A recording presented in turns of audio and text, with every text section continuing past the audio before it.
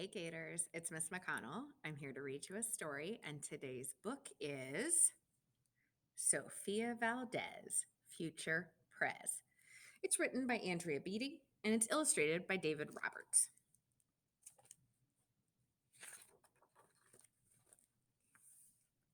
Sofia was a baby who got things done, helping her family before she turned 1. She and Abuelo went out every week to help elderly friends around Blue River Creek who couldn't get out and about on their own and with no place to gather were stuck home alone. Raking the leaves, taking pets for a walk, or just dropping by for a treat and a talk. Sofia Valdez did as much as she could for her family and friends and her whole neighborhood.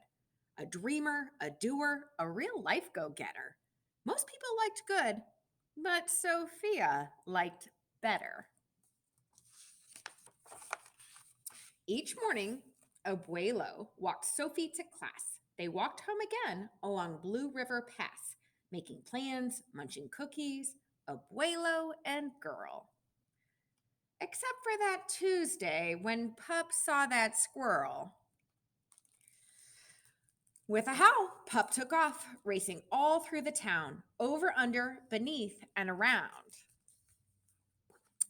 Sophie scrambled to try to keep up with the hollering man and the bellowing Pup.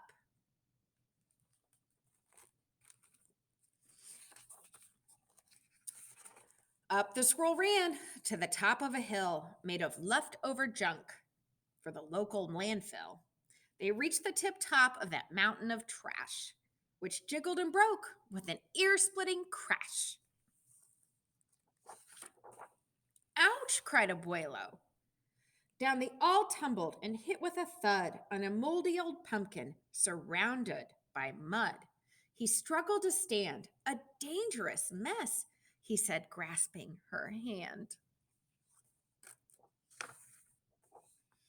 The next day, Sofia walked to school solo.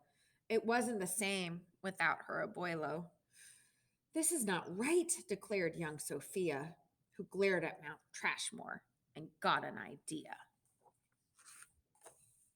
The very next morning, at dawn, she planted a sign at the front of the lawn. She stood back and smiled, and Pup gave a bark. Get rid of Mount Trashmore. Let's build a new park. Each of her neighbors had something to say about benches and fountains and places to play, meeting spots, gardens, and baskets for bees, a rubber duck pond, and a kiosk for cheese. She drew every thought on her map of the park, which was perfectly perfect by a quarter till dark. She drifted to sleep in her soft, cozy bed. Then, bam!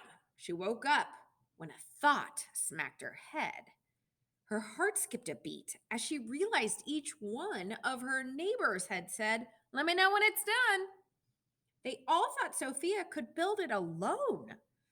But how could one girl do so much on her own?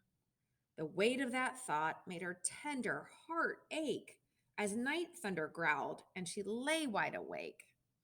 Then dawn brought a storm and the gloomy sky wept, and the heartsick Sofia finally slept. Abuelo baked cookies when Sophie got up. He gave her a bagful and sneaked one to Pup. He blinked back a tear as he hugged his Sofia.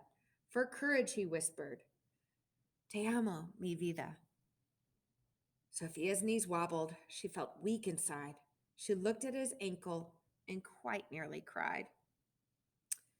Though she didn't feel brave or courageous at all, Sofia Valdez went to face City Hall.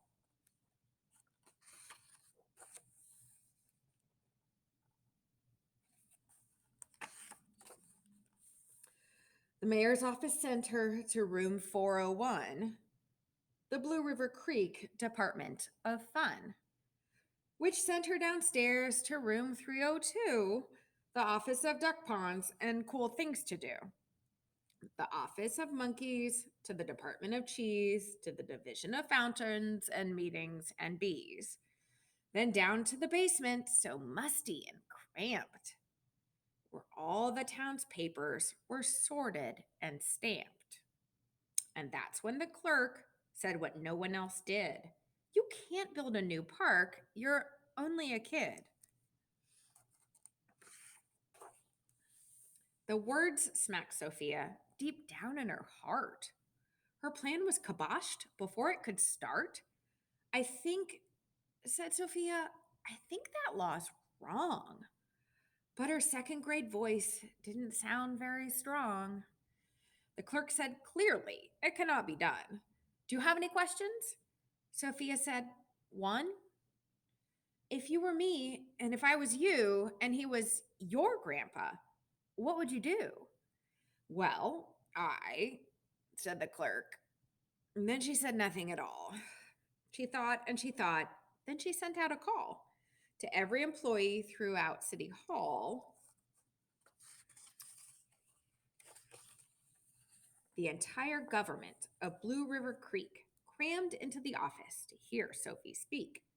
But her words jumbled up and her cheeks turned bright red as a dozen emotions rushed into her head. Her heart beat so loudly she thought it would crack. The crowd leaned in closer, and Sophia leaned back. Then her arm brushed the edge of the old cookie sack. And that was the moment when Sophia first knew being brave means doing the thing you must do. Though your heart cracks with fear, though you're just in grade 2. She took a deep breath, looked the mayor in the eye, and though her knees wobbled, she held her head high. Sophia started talking. She spelled out her plan and why it all mattered and how it began.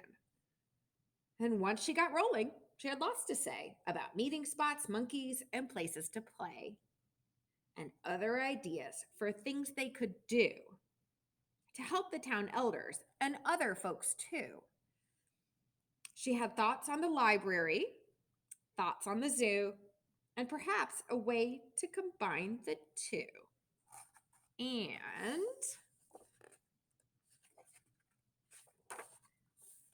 all right, cried the mayor, go start a petition. If the town wants a new park, we'll form a commission. And so young Sophia got right to work with some help from her family and pup and the clerk.